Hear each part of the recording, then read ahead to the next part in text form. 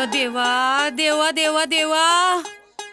Ma'am साहेब, तुम ना इस दुनिया की पहली औरत होएगी जो अपने पति को मेरा पति बनाना चाहती है और उसके लिए मेरे को पैसे भी दे रही है।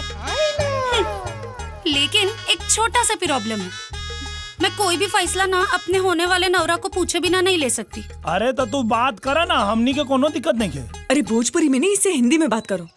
सॉरी। अरे नहीं नहीं मेम साहब, मेरे को भैया भाषा बहुत अच्छे से समझ में आता है और मेरे को तो बोलने को भी आता है। का हो मर्दवा, कैसन बा, कसं लागलं? अच्छा थांबा, मी फोन करते हैं। हाँ? चंपा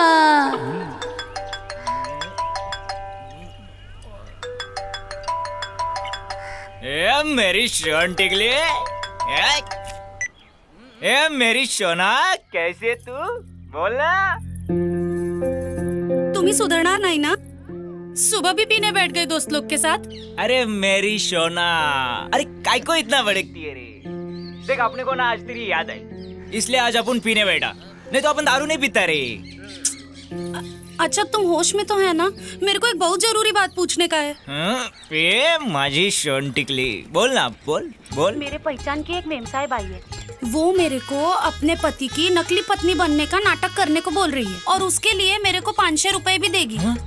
500? काय सांगू मी तिला? नाटक ही करना है ना, और पैसा भी दे रही है। करून टाक, करून टाक, करून टाक। हो ठीक आहे,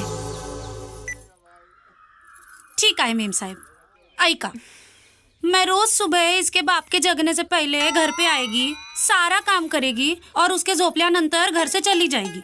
लेकिन मेरे को रोज 500 रुपए रोकड़ा चाहिए और साथ में 2 बंडल शिवाजी बीड़ी। और हाँ, जब भी मेरा होने वाला नवरा सतारा से इधर मुंबई को आएगा, मैं उसको मिलने को जाएगी। उसके बीच में मेरे को कोई किटकिट नहीं मांगता है। मंजूर है तो बोलो। मंजूर बा। चंपा